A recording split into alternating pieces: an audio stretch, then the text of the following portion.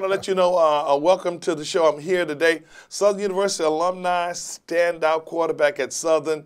We want to let you know Mr. Robert Bennett is here. He's in Scotlandville high school now, being working. Here you go, Coach. Get your headphones. Okay. We're going to go here now live. We're in the studios here, and want to let you know I'm so honored to have you here.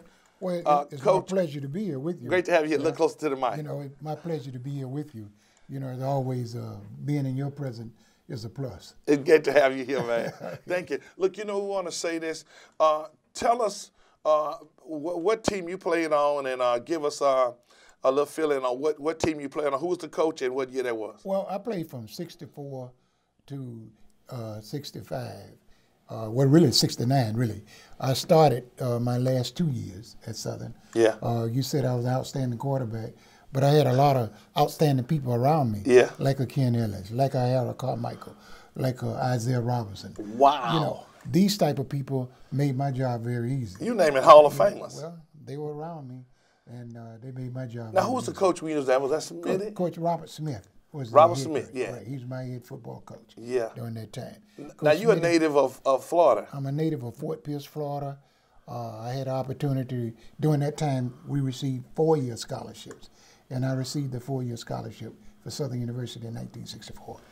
Wow, when you talk about players you play with, wow, let's take our time. This is, wow, you say Isaiah Robinson. Right.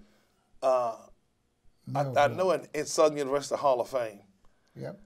Isaiah Robinson, I had a chance, you know, Herman Johnson was a Southern University quarterback club member, and Hunter, what they call him, Jack.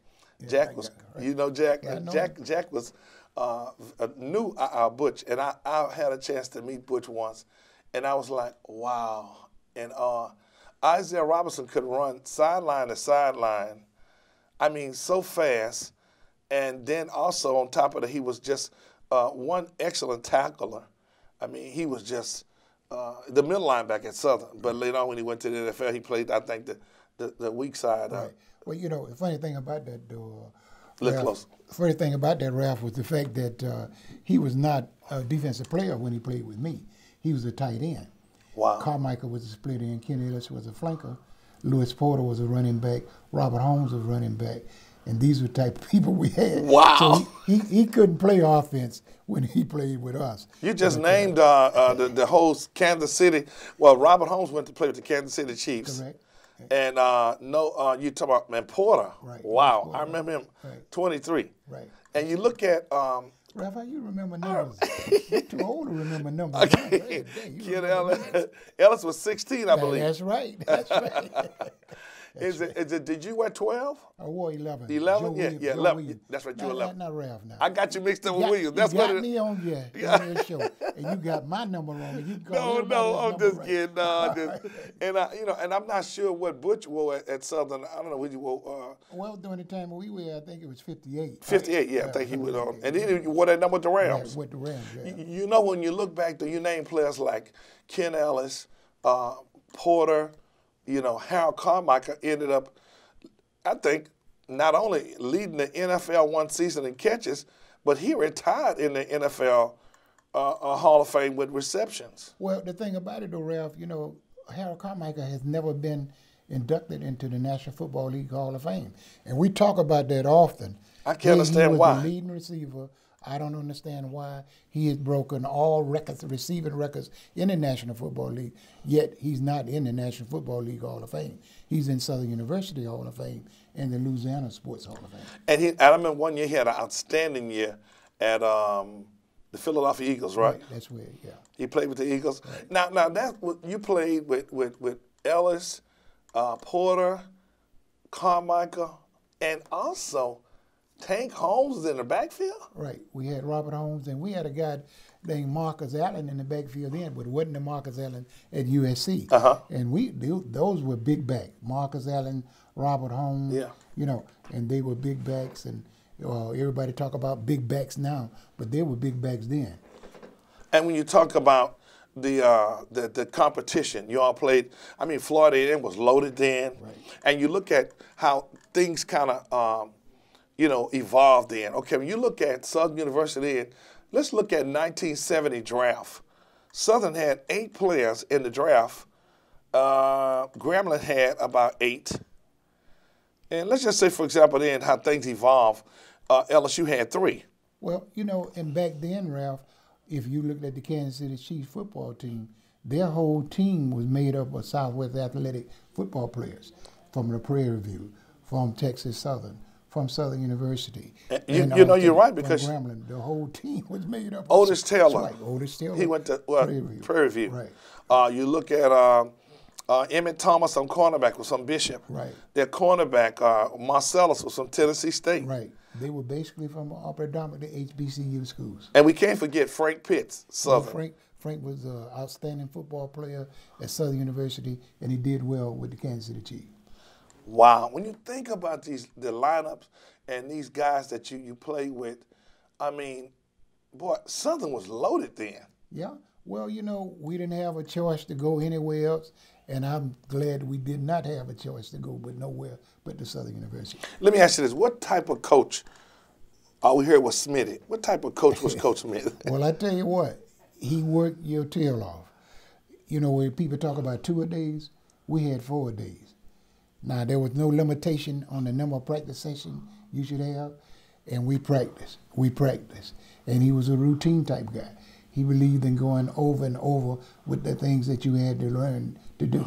He was a great coach, and he cared about us, first of all, as individuals. And Ralph, people may not realize, but during that time, we flew everywhere that we went, except Alcorn. We were on an airplane. Southern Airways was in operation here in Baton Rouge at the time. A lot of people thought I was on an airplane, but that was the name of the company, Southern Airways. Well, we flew, we stayed in the best hotels. We had it made. It was really a good situation. I had never flown in an airplane before till I came to Baton Rouge. I had never stayed in a hotel before till I came to Baton Rouge. And a matter of fact, I joke with Ken Ellis. We had flown to Houston, played Texas Southern, and Ken Ellis was packing towels and soap. He didn't know any better. He was from Woodbine, Georgia. So he, country boy, he didn't know what he's supposed to bring on a trip. And we laughed about that. But we were country boys. And yeah. We were hungry. And we wanted to do what we could to achieve both academically and athletically. Now, who were some of the best receivers you threw the ball to at Southern? Ken Ellis was a receiver. Oh, yeah. You know, Harold Carmichael was a receiver. Yeah. You know, a lot of people say, Carmichael 6'7". I never, we ran play, and I look at now, Real, how a quarterback to me is more of a puppet now. Smitty gave us the green light. I had one of the best position coaches in America, a young man by the name of John Thomas, who was an All-American quarterback during the Pittsburgh Courier. When you were a Pittsburgh Courier All-American then, yeah. you were truly an All-American quarterback. Yeah. And we called our own plays. We knew what to do on certain situations. I had to know what every offensive lineman was doing, what every back was doing, what every receiver was doing. Now, it's so programmed. They send plays in, you know. Yeah, but y'all were cutting from the cup. We were cutting from the cup. And it was something that you practiced with all week long. And Smitty made sure that we went through a routine. We in a hotel. We set up chairs. We went through the motions, our actions. We did things, everything. Making it realistic. Yes, sir. Yeah. Well, you talk about Southern University, boy, in that day, star-studded lineup, and Harold Carmichael, in the history books now in the NFL, deservedly needed to be in the Hall of Fame. Outstanding when you talk about Ken Ellis, Porter. I can remember going to the game as younger, and Honda would take me to the game, and I see Porter, number 23, run that ball back. I see Ken Ellis, and to see Harold Carmichael standing by the Union and seeing how tall he was, wow. And then later to see that the same guy hanging around the Union was drafted and a star player with the Philadelphia Eagles. It was just, just surreal to see that you guys made it from Southern to the big time. Right. And I mean, just seeing Howard Cosell on Monday Night Football, that Kenny Ellis out of tiny Southern, he was talking, and just to see where you all took the program and seeing the guys that you played with, just worthy. And we know then, at that time, the NFL was just not readily drafting black quarterbacks. Well, that was true, too. And I had an opportunity where, you know, I was a punter as well as a quarterback, and they didn't even draft punters, not black punters during that time. No. That was too easy a job. Yeah, they get it. You're listening to radio station WPFC. You're viewing us right here, and I'm here with Southern University standout, former quarterback Robert Bennett, number 11. That's his number, Southern University Jaguars. We're going to go to break right now. Jaguar music is playing in the background. We'll be right back with more right here. You're listening to Talk Back. Don't go away. Back with more in a moment. We're coming back with another Southern University standout. Don't you miss it. Be right back. If you're in a prickly predicament and in need of a top-notch professional, call ABC Star Bail Bonding Company. Call Agent Don Michelle at 288-9004 or 357-6911. Service around the clock, helping you get out of that prickly predicament. With service around the clock, it's ABC Star Bail Bonding Company. Sunday morning at 10:30, I'm breaking the word down in bite-sized pieces, and I'm feeding. The table is spread. And you know what? Inspiring you through the teaching and preaching of God's Word. That's 10:30 Sunday morning, Victory and Power Ministry at the Powerhouse. When you find yourself in a jam, let R3 Bail Bond and Recovery USA handle your bail bond mayhem. We never sleep. DWI, bench warrants, tickets, and more. Call 1-800-BAILOUT. That's 1-800-BAILOUT. Ask for Rodney Rock Reams. Hi, I'm Rodney Rock Reams, owner of R3 Bail Bond and Recovery USA. Let R3 Bail Bond handle your bail bond mayhem. R3 Bail Bond and Recovery USA. We never sleep. Call 1-800-BAILOUT. And I am elated today for our next guest, just as we promised, Southern University standout football players, greats.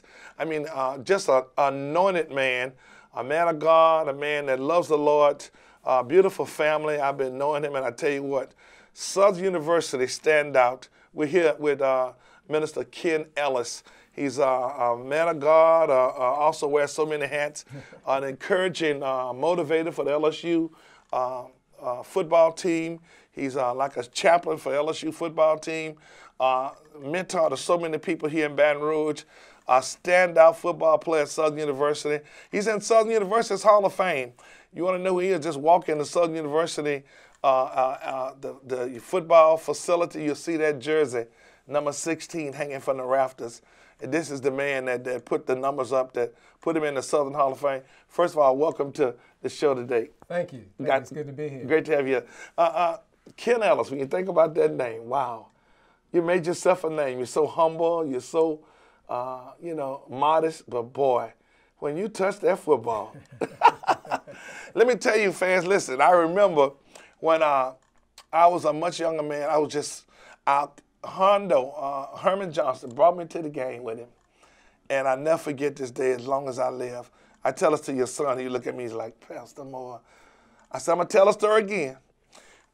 The sun was going down, and you know the sun sets in the west, and that sun was going down behind the bleachers. Y'all had a game at 3 in the afternoon, and I saw this guy, number 16. I saw you catch, I don't know what you ran, a punt back, a kickoff, and you scored like 2 or 3 times in one day. Was it Florida A&M? Well, I'm not sure if that was Florida A&M. I think the game that you may be referring to probably was Jackson State. Oh, my God. It was homecoming. What was so unique about that game, Pastor, was that we were beating them pretty handily. And I had scored a touchdown, one touchdown on the punt return. And they had to punt the ball to us again, and I remember I was going down the sideline, had blockers in front of me, and the guy came off of the bench and tackled me. Oh, wow. But I tell you what, man, look, a prolific career at Southern. When you hear about your exploits at Southern, I mean, just remarkable. I mean, just hearing Robert Bennett, prior to you coming on, talk about the players you played with. You got Hall of Famers. I mean, Porter was awesome in the day. Yes, he was. Outstanding player. You look at Harold Carmichael. He went to the NFL, led the NFL in pass receptions in 1 year. Yes. And I can remember you, I mean, watching Monday Night Football, you were wearing number 48 then with the Green Bay Packers. Yes. And it was just something to hear, because, Muhammad Ali was such a worldwide figure. Muhammad Ali, Howard Cosell had just made such a name for himself, and they got Howard Cosell to do Monday Night Football. And I was watching the Monday Night Football one night, and you came on there and, I mean, made some plays, and you could hear Howard Cosell just, I'm ranting and raving about number 48 out of tiny Southern University, Kenny Ellis. Let's take another. And you were just, I mean, balling, man. And I was like, you know, you just made all of us so proud from who went to Southern. I mean, and so many people would just say, you got the game on? This Ken Ellis from Southern. And I mean, to see you just electrified the crowd at Southern so many times. But to see you do it on a national stage at Green Bay, wow. Tell us about your career at Green Bay. Well, first of all, I didn't like it at first. Yeah. Cold. I didn't. Yeah, cold, and when I was growing up watching football on television, I would always be for the opposing team that was playing against Green Bay, and Green Bay would always win. That's where I was. So I didn't like him for that reason. Again, and the cold weather, being from the South, from Southeast Georgia, a little small town by the name of Woodbine, Georgia. Yeah. And of course, when I signed my contract, for the first time in my life, somebody paid me to sign my name on a piece of paper. Yeah. Man, I started loving Green Bay. You just sucked the cold up and all, huh? Oh, yeah. Oh, yeah. But you know, when you think about your career, and I know your son, he was in the ministry here at the ministry of playing music, real anointed keeper. I look at this. He was born in Green Bay, right? Yes, he was. Yeah, because we talk sometimes. He said, I was born. Of our 3 children, he's the one that was born in Green Bay. Our oldest son was born here, and our last, which is our daughter, she was born here. But yeah. He was born in Green Bay. Wow, title town. You know, when you look at Southern for a moment, when you came to Southern and you came over there, did they have the hump then? No, they didn't. They didn't have that. They didn't have the hump. The overpass. But when you came to Southern, and what was your first view of being, having a chance to play with guys like Harold Carmichael? You got Isaiah Robinson. I mean, you know, Butch went on to be in the Hall of Fame in Southern also. And don't forget Mel Blount. Oh, God. You played with Mel Blount, too. Yes. Mel Blount. We had some athletes. Oh, did you? We had some players. Wow, when you look at Mel Blount, when I saw Mel Blount, I never forget the matchup with Mel Blount and Kenny Burris. Yes. And he comes into the stadium 0-0. Yes. And it's so much talk about Kenny Burris from Texas Southern. He comes out there. This guy's about 6'3", a wide receiver, and excess of 200 pounds. I mean, a big guy like this, tall. No one had ever saw someone that big and athletic and run that fast, I guess until Otis Taylor. But when you look at Kenny Burris coming out there flanked out, and you see Mel Blount, he is about 6'3". Mm-hmm.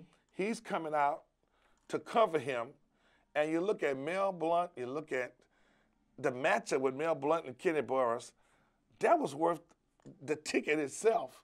And to see matchups like that, yes. How was that being on the same field with that? Well, you know, you really didn't think about it that way at that particular time. You were just there to play ball, and you enjoyed your teammates and what have you. I have a funny story that I tell people when you know, you talk about Southern University. I had never heard of Southern University before Coach Smith came to my high school campus in Woodbine, and I remember the day I saw this car driving up on the campus, and I knew it was from out of town because it had an out-of-town license plate. And I was called to the principal's office. I thought I had done something wrong, but it was Coach Smitty, and he sat me down. And at that time, we didn't take recruiting trips to the campus. The first time I set foot on Southern's campus was in August for fall practice. But he brought the yearbook along with him, and that was my recruiting trip. I thumbed through the yearbook, and I saw those pretty women. I said, man, I want to go there. You go to Baton Rouge. I want to go to Baton Rouge. But I got on a Greyhound bus in Jacksonville, Florida. And that was the longest bus ride of my life. That bus must have stopped at every little town between here and Jacksonville, Florida. Yeah. And I didn't think we were going to ever get to Baton Rouge. In fact, I remember one of the last stops we made was in Alabama, and they had a big guy got on the bus. Yeah. And he started talking to me and another guy that was on the bus with me coming to Southern. He said, where y'all going? We said, we're going to Baton Rouge. For what? play football at Southern University. He said, is that right? Well, I play football at Southern University. And I looked at that big old guy and I said, man, I believe I made a mistake.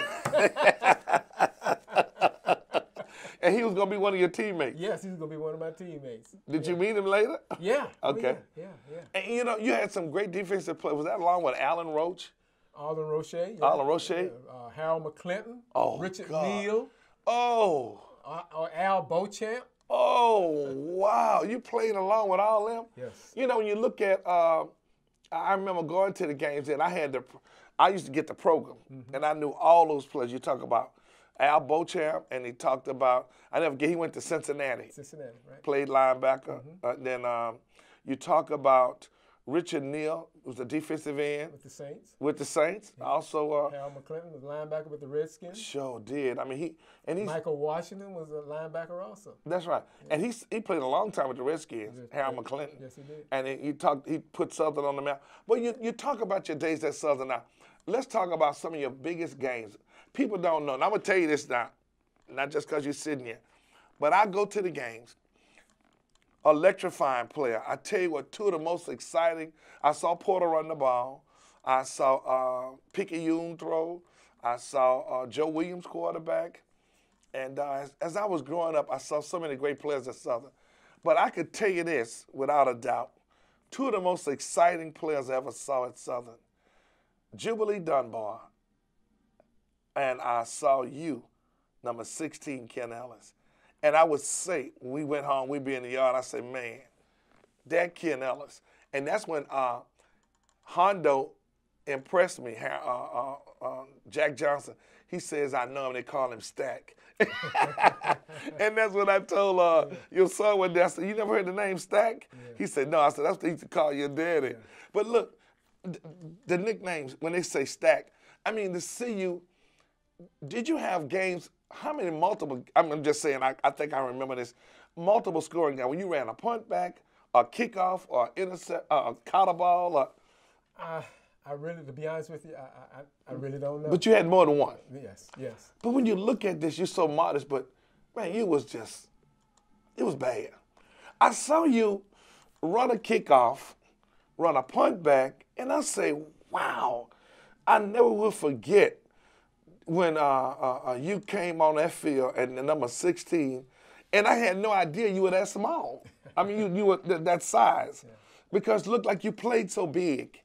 Well, I tell you what, we took pride, when I say we, the kickoff and punt return teams, we took pride. Myself and Lewis would be back there deep, and, you know, we had teams afraid to kick the ball to us. That's right. And because they knew either one of us could take it all the way to the house. But those other 8 or 9 guys on that return team took pride in getting their blocks because they knew all we needed was a crack. Yeah, a seam. Just a seam. You was over. And we really worked hard on our special teams, punt, returns, and kickoff. We won games because of that.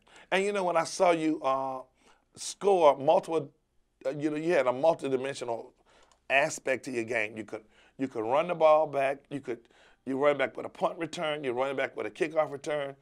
And then when I saw you, just elusiveness of you, you know, you were before the Bayou. This was pre-Bayou Classic days. But when you look at this now and you come up and you go to Green Bay and all the talent you had, you scored the ball, punt return, kickoff returns, you go to Green Bay. Well, I tell people all the time, I wanted to get on the field. You know, when I was in high school, I played both ways. I played both offensively and defensively. Here at Southern University, I was just an offensive ball player and return kickoffs and punts. I was drafted by Green Bay as a wide receiver. 2 weeks into the training camp that year, my rookie year in 1970, Coach Phil Bankston called me into his office and sat me down. He said, Kenny, you're doing a good job on offense. You know, you a legend, Phil Bankston. And, wow. You know, we feel like you can help us better on the defensive side of the ball. Now, you have a choice. You can stay on offense, and you probably end up backing up Carroll Dale. But if you move to defense, you got an opportunity to start. And that was the year that Green Bay ended up trading Herb Adderley to the Dallas Cowboys. So they were looking for a cornerback. So I said, well, Coach, move me to the defensive side of the ball. Well, you throw around some legendary names. Phil Bankston was the assistant to Coach Lombardi for years. This is the man, the trophy named after people. And Phil Bankston was his assistant. I can see him in that hat now. And you talk about Herb Adderley. Herb Adderley was An outstanding quarterback for Green Bay. Back in the days when you say we watched the game, I'm right with you. And I hated the Packers. And they would always beat my Cowboys. They would beat the other teams.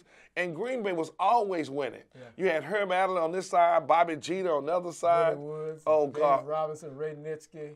And out of Grambling, don't forget Willie Davis. Willie Davis. And you look at those, Ray Nitschke, Robinson, just all of them Hall of Famers. Hall of Famers. And you look at that team, how did you feel when you went there from tiny Georgia and you went in that locker room? I'm just saying now, you talk to the average NFL fan like myself, these are legends. To be in a room where Willie Woods' cliques was, Herb Adderley, Bobby Jeter, you look at the players that were there. You mentioned replacing Carroll Dale, the legendary Carroll Dale. You talk about Bart Dollar and Bart Starr. Just being in the locker room, how did you feel when you first got there? Like, man, I have arrived. Well, at first I was in awe of the whole thing, Just being in the National Football League was something that I grew up as a kid wanting to do at some point in time in my life. But this is a 5-championship team you're on. The Packers won 66, 65. They won the first two Super Bowls. The trophy's named after this man. They call it Titletown, USA. And you're in this locker room. I'm talking about Bart Starr, Willie Wood, Herb Adderley, Bobby Jeter, like you say, Dave Robinson, Willie Davis. This is like walking among football immortals. And you had a chance to be blessed enough to witness, to be in that locker room. That's got to be something. It was. And even today, as we talk about it, it was a blessing, like you say. But the thing that encouraged me more than anything else that I had a chance to play in the league was that when I saw Willie Wood, he wasn't any bigger than I was. He was probably a little bit smaller than me. I said, this guy can play this game. I can play this game. All I wanted was to. But the thing that I enjoyed about playing with those guys is they didn't treat me like a rookie. When we started in 1970, when we opened up the season that year against the Detroit Lions, I was one of 2 rookies starting on the defensive team. Mike McCoy, who was the #1 pick by the Packers that year, defensive tackle from Notre Dame, he was starting in the defensive line, and I was starting in the secondary. And I'd been told throughout the course of training camp when they move into the defensive side of the ball that, they know you didn't play any defense in college, so they're going to probably pick on you. They're going to probably throw the ball at you. But they put me up in what we call bump and run, or press coverage. Back then, that's when bump and run was bump and run. You could bump and beat the receiver all over the field while the ball wasn't in the air. And so I could play that well. And so they just told me, you take care of that receiver. Don't worry about the run. Dave Robinson and Freddie Carr would tell me, we got the run.